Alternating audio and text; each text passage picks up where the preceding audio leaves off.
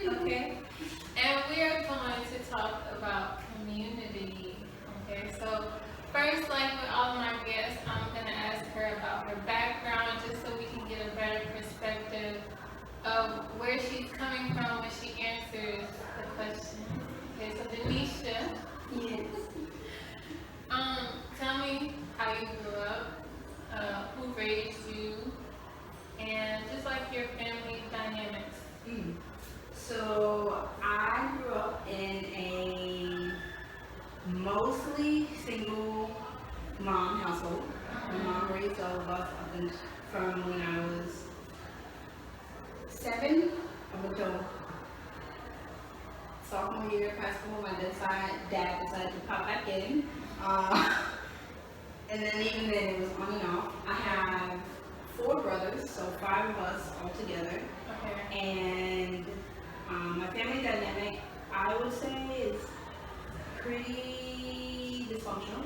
If I'm gonna be honest, there's a lot of, at least from my perspective, and something that I've been walking through as I've gotten older, is understanding my family and understanding my family dynamic is it's definitely dysfunctional. There's love, but we have a hard time communicating with each other.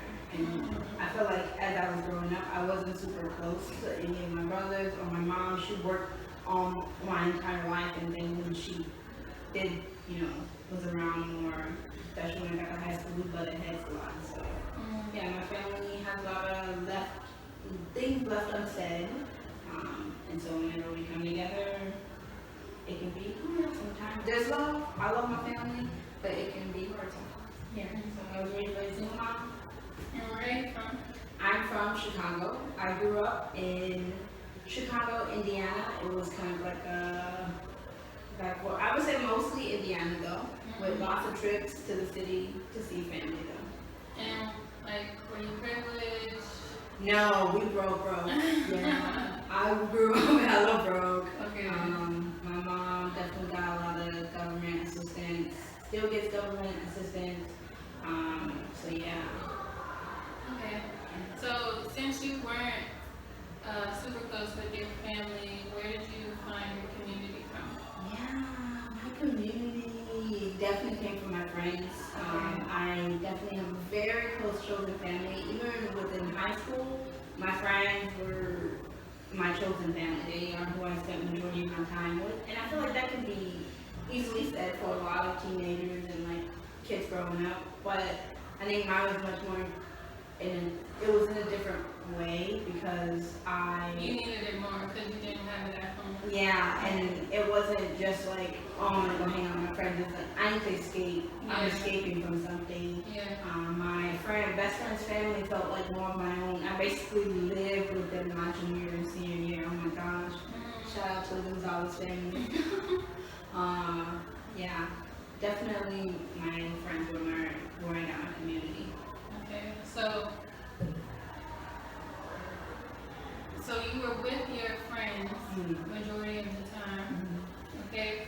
And I do know her story a little bit more. So when you came to Korea without your friends, how was that for you? Coming to Korea, Okay. I had gone through these different communities. So in high school, I had a set community. Okay. In undergrad, I had this community of friends. Right. And then in grad school, I had this community of friends. And I feel like each of those communities have grown. I've been able to grow with them. Right. And there are some that I still talk to from high school and undergrad. Right. And then in grad school. But grad school, I think, is where my community just suddenly felt much more, I felt so much more grounded in them. There was a safety and a trust and like any of the friends, and maybe because of my age. Like I was like 23, 24, was that? 25, 24, 25 in grad school. And so like my age allowed for me to have a lot more open discussions and whatnot.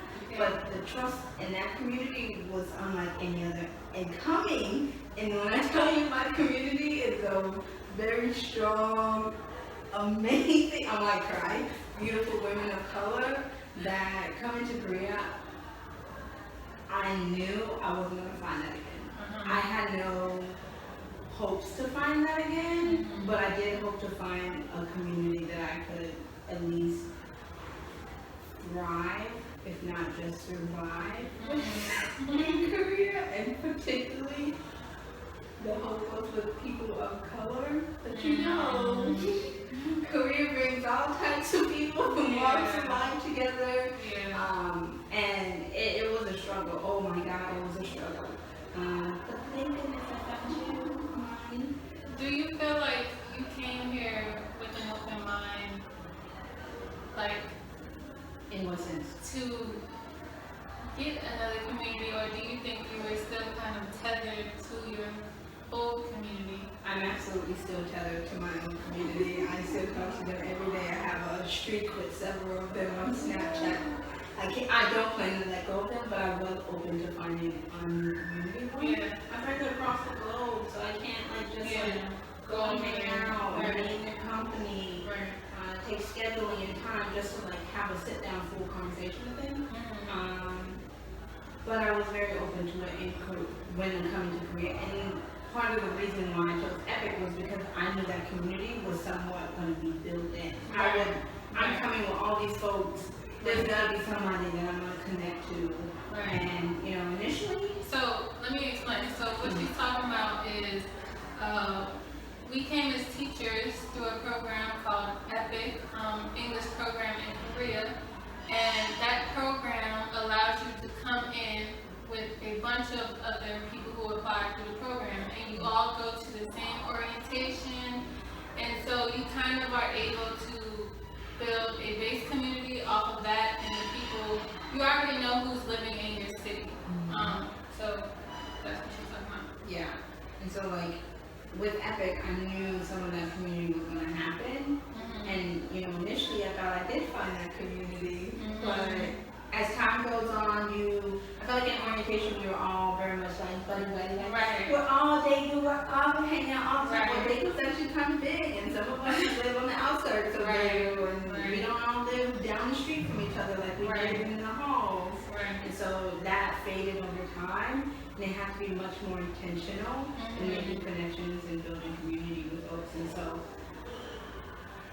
I think the first semester was a struggle finding community. Oh my gosh, it was a struggle. Not only was I struggling and getting used to the job, but just a routine in my daily life, and then finding time for friends. It was difficult. And I don't think that I really started to find community until I came back from going home. And maybe I needed to go home to get that sense of community again and feel that love and that support, and then come back and try again. And when I did, I succeeded. We started connecting intentionally. I met another girl who lived actually close to me, who I built really great community with. And then shout out to Heather, who has literally been a constant throughout this entire thing. So I can't say I didn't have no community at all, but it was very limited community. So how did that affect your mental being? Not having what you were used to from your life. Basically, you say that you had a group of friends, and then you come to this foreign country, and everybody thinks being abroad is just the best thing ever. It's hard. It is hard, okay? So how did that affect your mental being? Yeah. So I've never really experienced homesickness. Really, a feeling of super isolation.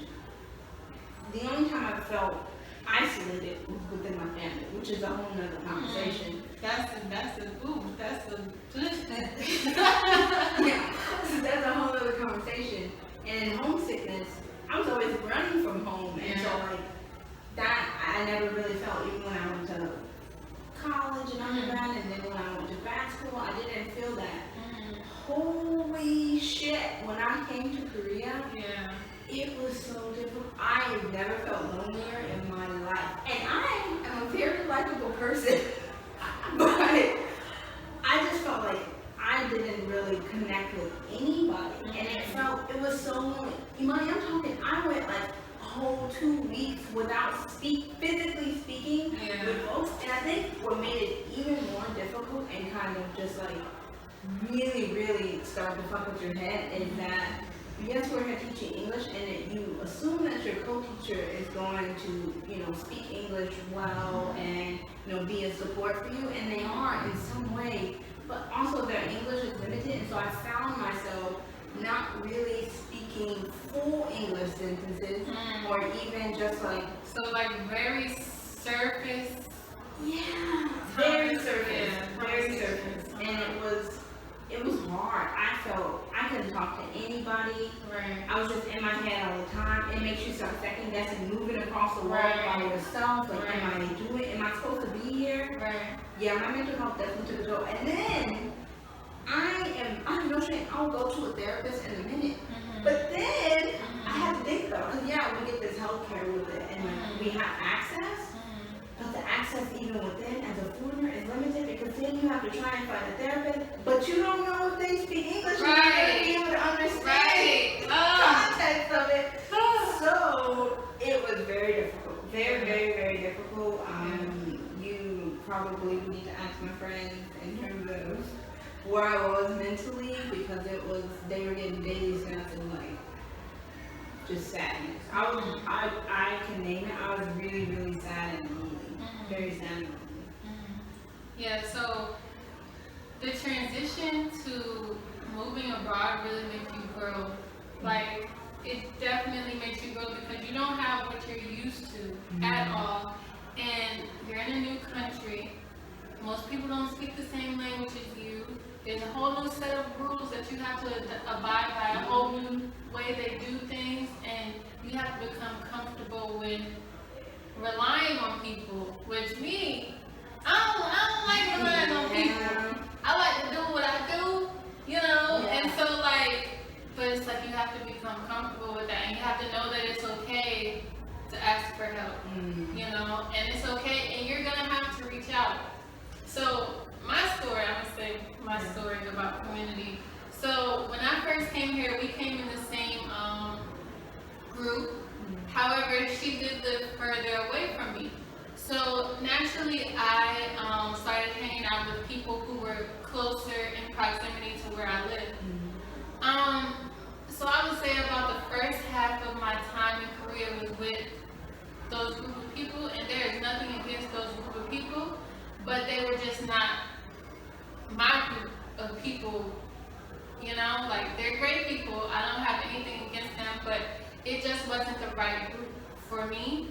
But since I was so nervous about being in a country by myself, without anybody, and my family is like miles away, and like, yeah, I can call them, I can FaceTime, but they're not here. So I hung out with those people probably longer than I would have if I was home, definitely, and longer than I should have, because in turn I was just hurting myself, because honestly I would come home and I would be like, I didn't enjoy myself. Like, I did not have a good time, but I'm scared to be alone, And so what I found I had to do was to reach out and to create my own communities, literally. Like, I got into skating. I did a skate party. I joined a business, a women business group where I met some other people. I started doing these discussions where I meet people, and so like I literally had to create my own community, which sometimes you have to do if you don't automatically have it, because it's very important. Yes, you need the time to like talk to yourself and like figure out exactly what you want, but once you figure that out, then you need to go and find people who are on the same field as you, what you're interested in, or higher than you, as far as like they can help you grow. You have to find people who are that for your mental well-being. Yeah, I think that's super important. I feel like you went and like found the group, and I feel like I didn't necessarily do that. Like, I knew you already. Right. The fact is that I just didn't like continue to follow up, because I was like, oh, I already found the group. Right. But then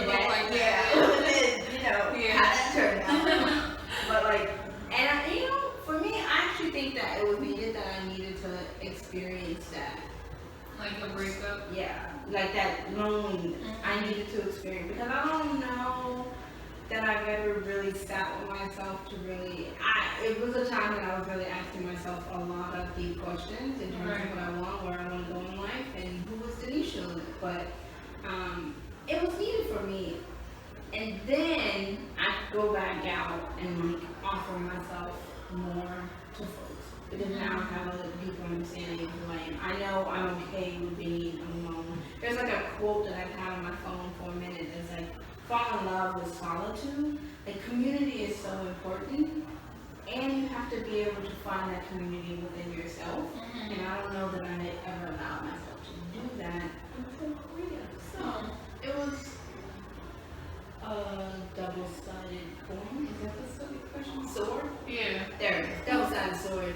So yeah. Huh. Okay. So. Alright, so let's go back to your family. So, how do you feel like you not being able to find a community directly within your home? How do you feel like it affects you like, on an everyday basis?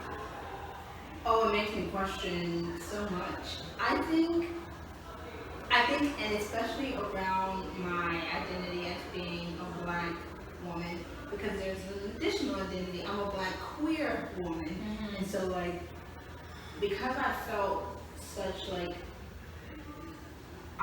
so ostracized from my family, and I don't know that they even intentionally did this. It's just kind of what it was. But I definitely didn't feel like, and so I am still struggling with intimacy in some ways, and like showing love, because it wasn't super, I didn't grow up in a super affectionate family. Like, yeah, we laughed and joked with each other, but like, I never really had super deep conversations with my brothers unless it was around the trauma that was being inflicted on all of us at that time. And so like, even now, when I talk to my brothers, it's still so surface level. But then when I see like the Black community at home, and everybody's all like, "Oh yeah, that's my fam, my cousin," like there's a commodity there. I still feel left out of that, and like within the Black community. I still feel left out of that. I feel like there are pieces of a feeling or an experience that I'm missing, that I didn't have, and so like that makes me less Black. And then my queer identity coming into it, I feel like my experiences, even in the queer identity in the Black community, is different. I grew up with just like my uncles being gay, and it was so normalized that for a long time I didn't know it was wrong. Literally until I got to seen as wrong. Yeah, seen as it wrong. Oh my God. Yeah, seen as wrong. Yeah. But then people think it's wrong or whatever until middle school, when I was like, oh shit, like people feel some type of way about this, and I'm just like, oh well, it is what it is. Because like, I feel like because of the way I really grew up in a really interesting, and I would say even privileged way, in that. But even in that, and it being normalized, my family definitely made a lot of assumptions about it.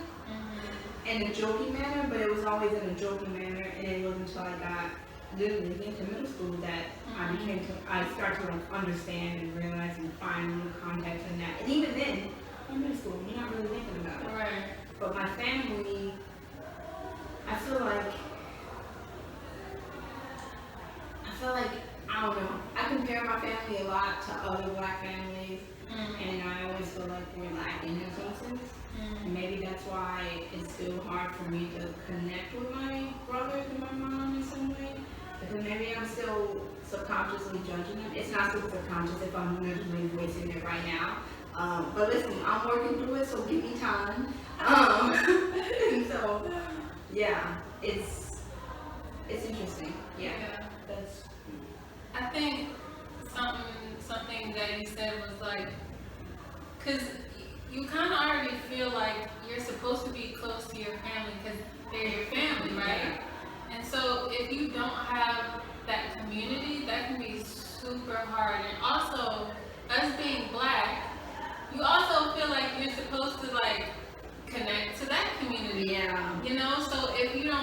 feel, if you don't feel like you're a part of that either, I can see how that would be hard as well, because I think the Black community needs to do some work as far as like what we accept and like what's okay, whatever.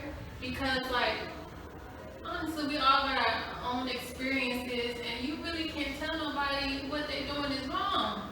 Cause look at yourself. I bet you're doing something wrong yourself. So I mean, like, I don't know. I feel like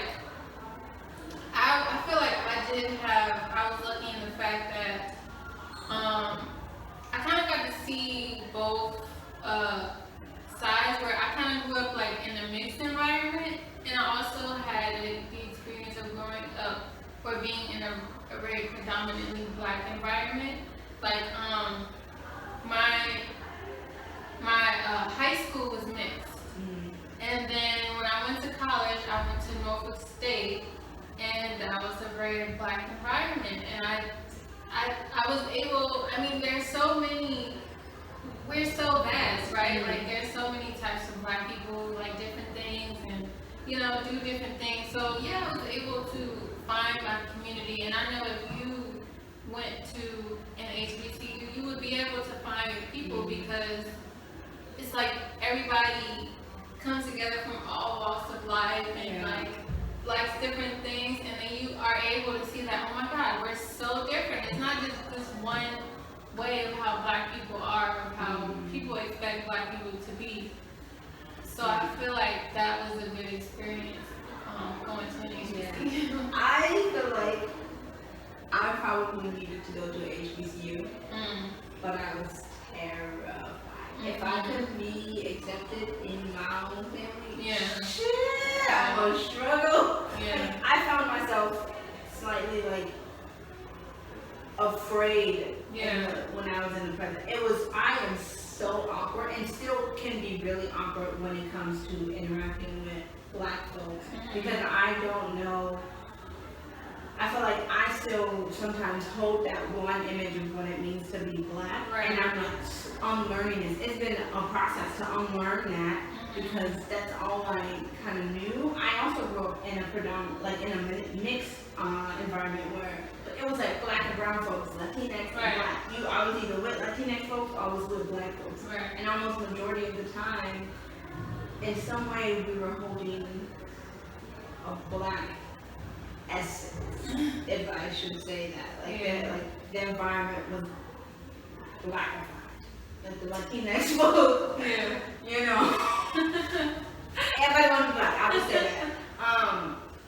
And so like I didn't know, and I didn't fit into that mold. So it was really difficult to be like walking to a group of folks. If this is what they expect of me, I can't give that. I don't know how to do that. And so I didn't, and I went to PWI. All the white people. And I think, but I feel like that really allowed me to explore my own Blackness and see that and be comfortable with that. Because I couldn't show up any other way. And I also, I'm not lying, I found some validation in the white folks, and like, that's enough. And I was like, oh my gosh, that's terrible. That's crazy that they had like not just like tell me, but also like just like they accepted my Blackness at where it was at. And I was like, damn man, I feel some type of way about that. I'm not gonna lie. And so like it wasn't until like the end of my undergrad that I started to seek out all the Black folks and start to unpack that, what Blackness is, what it means, how it's molded, impacted, shaped, formed for individuals, and then looking at the whole. And I'm still learning that shit. So remember when like natural hair was becoming like more popular, more people were starting to wear it, and Black women were insecure about it, because a lot of times most of us were like used to like straight hair and weaves or whatever you were into, but you weren't used to your natural texture. So you would feel, or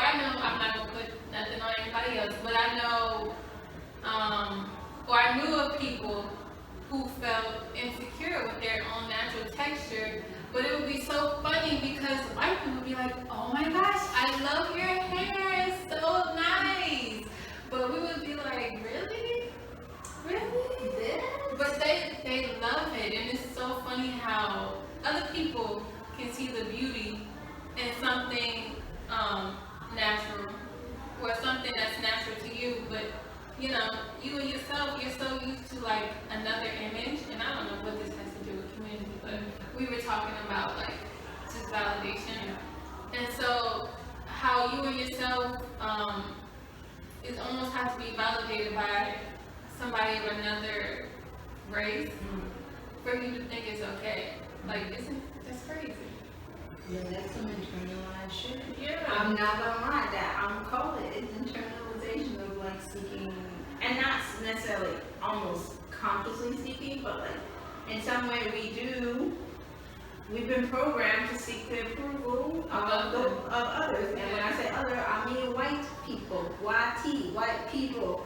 And that's fucked, that's hella fucked. But I do remember that I think I was going into my sophomore year, and I felt like the natural movement was just starting to kick off. This was like 2013. Yeah. And my shit was unintentional. Again, like I said, I went to a PWI, and I had my hair permed for prom, and it kind of just like, and it was cut. But then it was like, as soon as it grew out, once it grew out, it was just like, well, I can't get back home right now. Right. I'm natural, big job. But it wasn't intentional, and then I had to just go with it and just start learning, and then I found, that's when I was like, oh shit, people do this natural community, I'm gonna get in too. But that validation definitely is, I think it came, I feel like the natural community though was the starting of the turning of black folks validating themselves. Yeah. I will say that. Yeah. Probably there was some white folks who were like, oh, it's so nice. And you know, now we got white girls up in here that was like, got this 3C hair? Girl, you need to calm down with that shit. 3C. It's called a spiral, what's the curling iron. Shut up. Anyways, yeah, like that natural movement, especially for black women, really started that unlearning that internalization of seeking the approval of others and getting that approval for ourselves. And then when you find that community, and it's just a black community of women. Uplifting one another. Oh, yes. Like, the natural community did amazing work for myself, and I know for the black community as a whole. We even have brothers up in the house. Right. Yeah, that go deep condition, man. I know, right? I feel you. Right. It's beautiful. Like again, that's just the beauty of like how good community is, and how like it helps us uplift one another and just be there for one another. Yeah. And let me tell you, like, I'm talking to Let me tell you. But like traveling abroad has been so much easier. Thank goodness for the internet. The internet is a community. Y'all need to use the internet, okay? Because before I came to Korea, I joined like 10 Facebook groups. You know, like they have brothers and sisters in Korea, black people abroad. They have natural women in Korea, natural beauties of Korea. You know, like so many different groups that you can be a part of. So by the time I got here, I didn't really, I don't know, even if I was alone, I still felt like I still had the resources, if I wanted to reach out to other people. You know, like they may be in another city or whatever, but I still had the resources. And that's very important. So I just want to put that out there. I need to use it. That's one of the reasons the internet is out here, to talk to people. I'm going to Indonesia next week. I've already been talking to like 3 people. I've already been talking to like 3 people who live there. Like I'm not nervous at all. Like, you know, like you gotta find your community if you don't have it. Yeah. And you might not always have it in your family, hurtful. But you can't choose your family, but you can choose other family. Chosen family. Yeah. And it doesn't mean like you give up on your family. Yeah. Like, I feel like they're your family. They're never gonna go away. And you just have to like, you know, if you want to take that journey into, you know, unpacking a lot of what's going on in your family, then that's on you. But also, it's totally okay if you don't, and you know, finding that community and that support outside. That is nothing wrong with that. People always have some blood over, what's it, blood over water? Yeah. Yeah, blood sticking in water, and it's like, that's dope. But if the blood is literally poisoning me, I'm gonna have to go ahead and get this wall off because I need to survive. Yeah. And you know, community is so important. Like they always say it takes a village to raise, and that shit is true. It also takes a village to continue to grow in this world, you know? Right. That is so true. And you have to find your village wherever you go. Yes. Yes.